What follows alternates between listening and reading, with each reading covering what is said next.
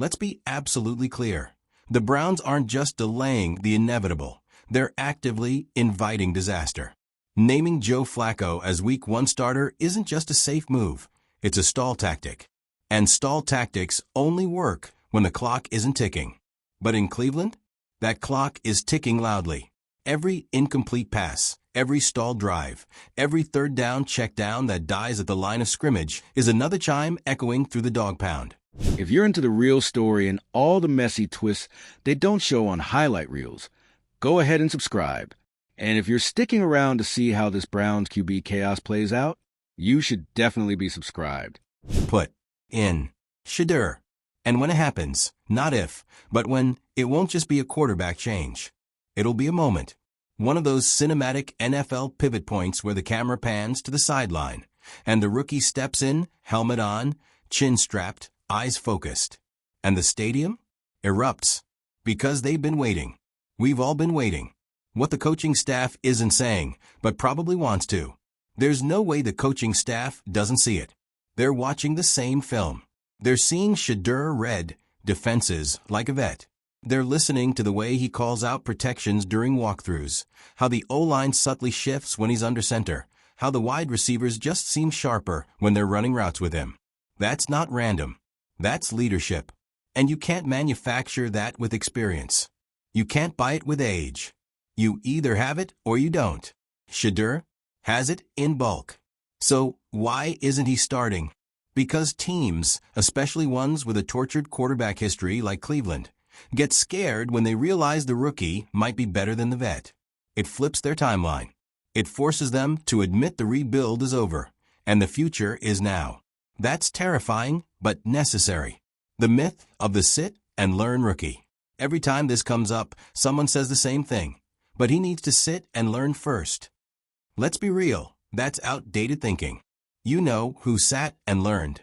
Zach Wilson, Trey Lance, Josh Rosen, Sam Darnold. You know who was thrown into the fire and excelled?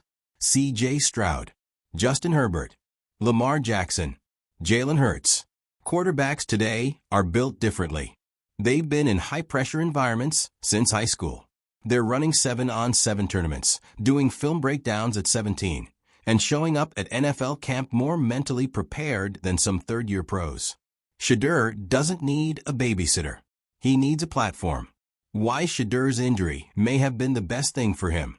Funny enough, that oblique injury could be the best break of his early career. Why?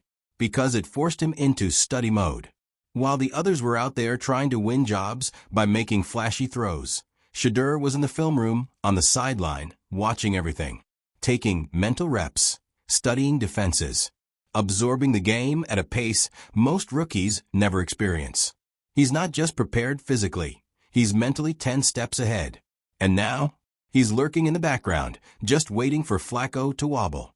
Which, let's be honest, is a when not an if. Joe Flacco, the perfect setup for a mid-season switch. Here's what's wild. Joe Flacco is actually the ideal scapegoat. He's respected. He's mature. He's already got his legacy.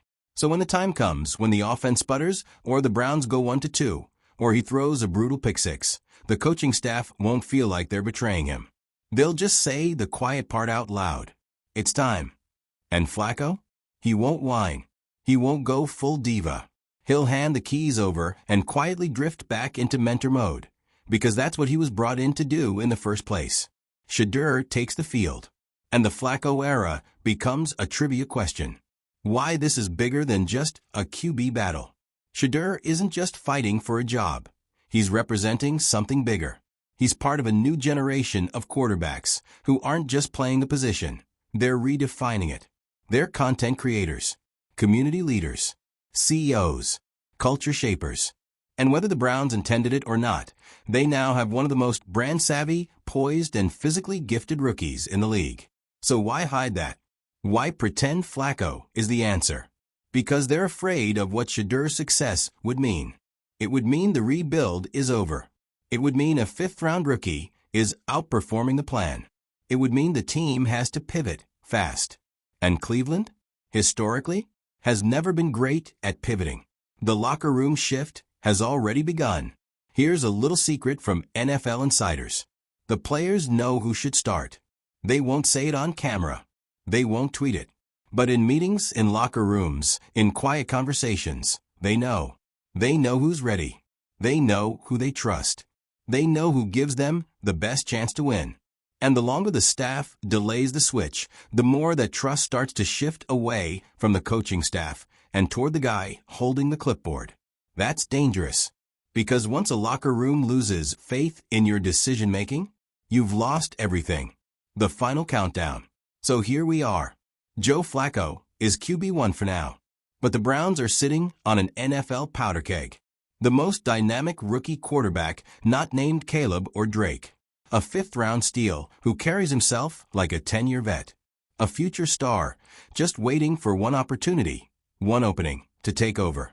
And when that moment comes, it won't just be a quarterback change. It'll be a cultural shift.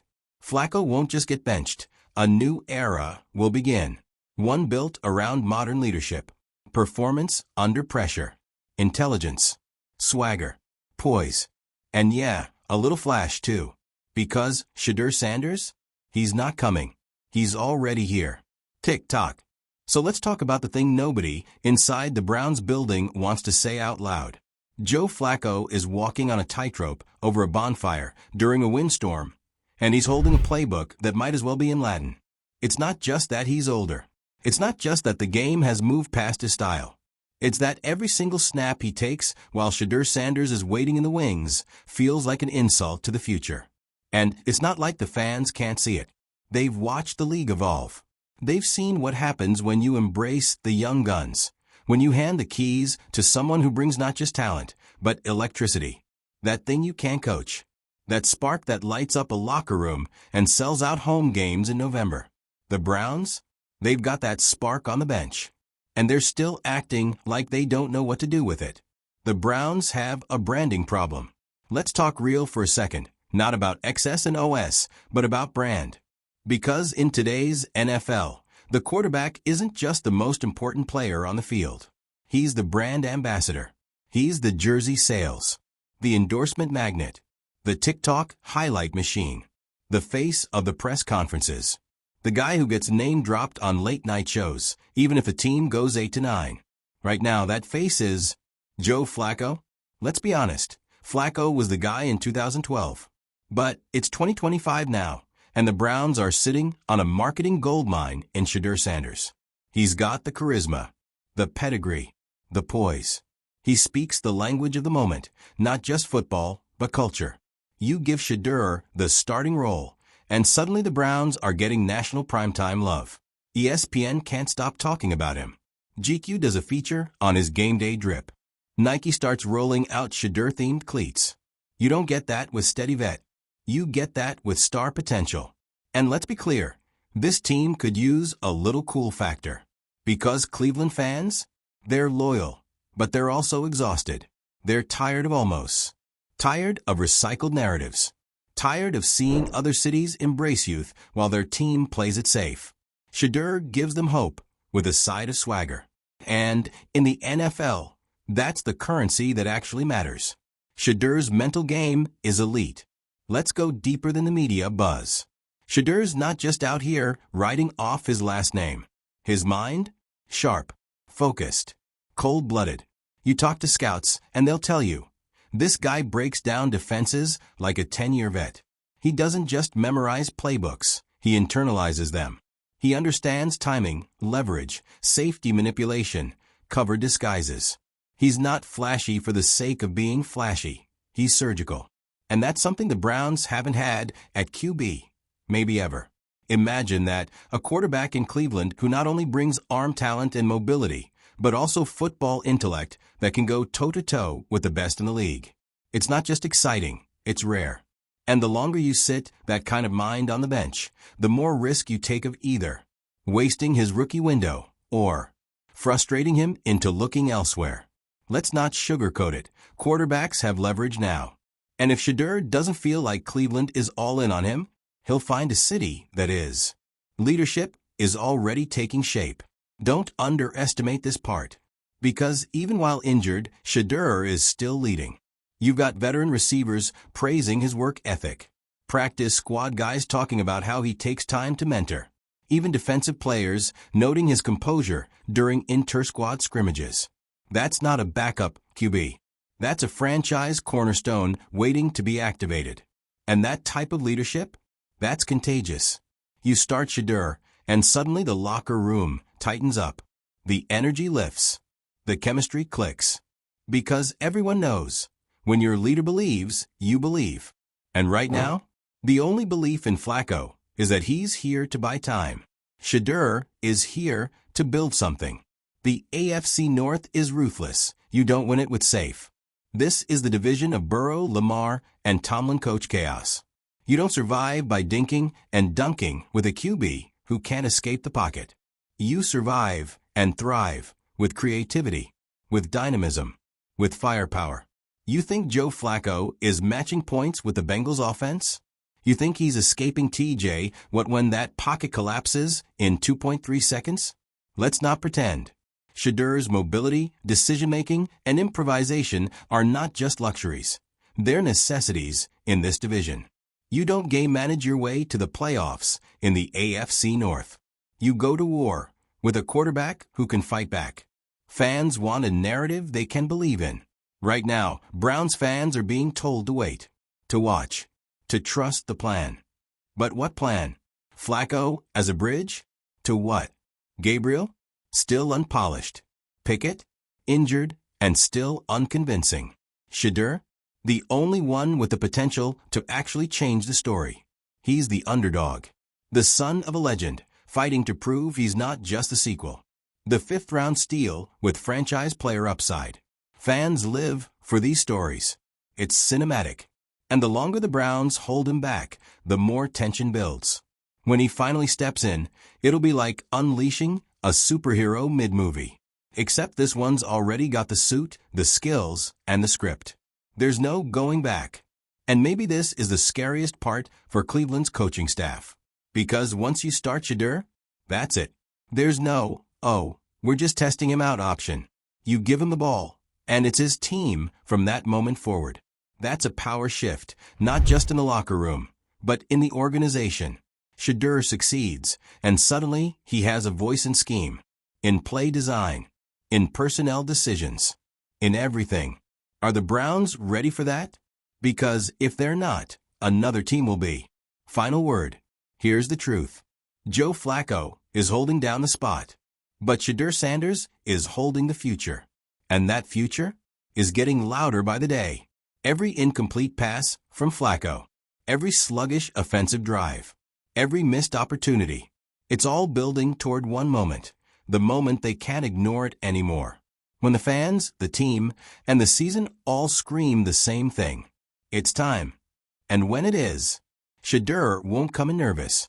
He won't hesitate. He won't ask for permission. He'll walk onto that field like he's been there his whole life. Because in his mind, he has. So tell us in the comments, how many weeks until Sedeur takes over? And when he does, how far can he take this team? Hit that subscribe, because the moment is coming. And when it does, the league won't be ready. Let's peel back the curtain on something no one in the building wants to say on camera. Depth charts are rarely about performance alone. They're about politics, contracts, relationships, public perception, seniority. And in that game, Sedeur Sanders walked in already at a disadvantage. A rookie, a fifth-rounder, a spotlight magnet, the son of one of the most powerful media personalities in football. To the old guard in Cleveland, Sedeur represents a shift they're not ready for. He brings a new energy, a new playstyle, a new era. And that scares people who are still trying to make 2010-style football work in a 2025 world. So instead of leaning into the modern moment, what do? They hand the reins to Joe Flacco and hope Sedeur will just wait his turn. Here's the problem. His turn was yesterday. The locker room loyalty test. Quarterbacks don't just throw passes, they set tones. And when the QB situation is shaky, the locker room feels it. Whispers start. Players start aligning. Some with the veteran. Some with the rookie. some just quietly counting down the days until the inevitable change comes. Right now, there's a loyalty test unfolding inside that Browns facility. You think those receivers don't see the zip on Sedeur's passes? You think the offensive line doesn't hear how he calls protections? You think the defense doesn't notice how much more dangerous practice feels when Sedeur's under center? Come on. Players know. And they're not stupid. They know who gives them the best shot to win. They also know who's making business decisions upstairs. If Sedeur were a first-round pick, he'd be the starter by now. Period. So when a fifth-rounder is clearly better, but still benched, that creates tension. Quiet at first. But like any good story, it builds. Every press conference is a lie detector test. Now let's talk about what we're seeing publicly. Every time the Browns coaches speak, they praise Sedeur. He's working hard. His mental game is elite. He's progressing faster than we expected. Okay, so why isn't he starting? It's the NFL's version of he's not ready, but also he's amazing. A riddle nobody wants to solve. And every time they answer those questions with vague compliments, it's a little test for the media and for the fans to see how long people will buy it. Spoiler, they're not buying it anymore. Not when other rookie QBs are already starting. Not when Sedeur has better command in clips from joint practices than your QB1 has in real games. Not when the entire world can see he's ready. Every praise-filled deflection just makes the pressure worse. Because, eventually, someone has to be held accountable. And if the Browns fumble this, it won't just be a coaching mistake, it'll be a cultural indictment. The waiting game doesn't work anymore. There was a time when sitting and learning made sense. Not anymore. Today's rookies come in with NFL experience baked in. They've grown up on Huddle, watched all 22 tape in high school, and have private QB coaches breaking down every throw frame by frame. Sedeur isn't trying to catch up. He's already fluent in the language. The idea that he's somehow unready is an outdated myth, used more to protect egos than to develop talent. Because in a league that's demanding instant returns, what are we even waiting for? An epiphany? A blessing from the quarterback gods? A 41-year-old Joe Flacco pulling off a miracle in Week 6? No. All we're doing is wasting time. Time that could be used building around Sedeur, not just sitting him behind someone who's not going to be here next year.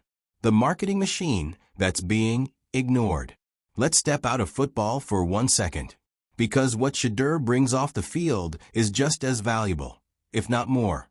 You've got a young quarterback who has a massive social media following, comes from a football dynasty, has charisma, polish, and cross-generational appeal, is already attracting endorsements without even being a starter. He's the only Browns quarterback since Baker Mayfield who could carry a national campaign, and this one comes without the off-field headaches. Sedeur is a walking brand. He brings new fans. He brings national attention. He brings relevance. And for a team that spent most of the last 2 decades clawing for attention, you'd think they'd be sprinting toward this moment. But no, they're doing what losing franchises do. Playing scared. This isn't about patience, it's about control. Let's be real for a second.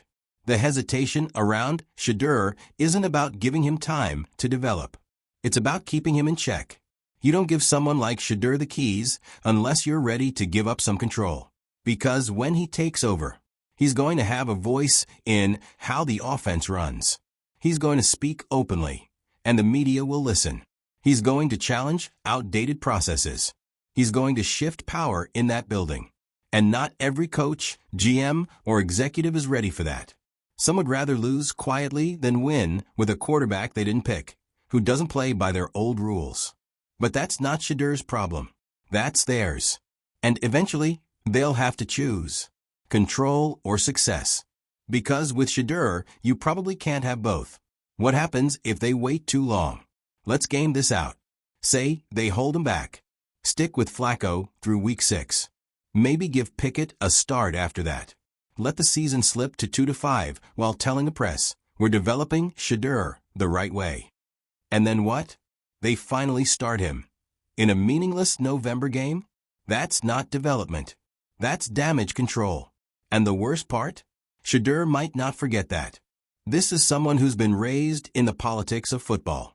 He knows how narratives work. He knows how agendas are pushed. He knows what it looks like when talent gets ignored for the sake of someone's ego.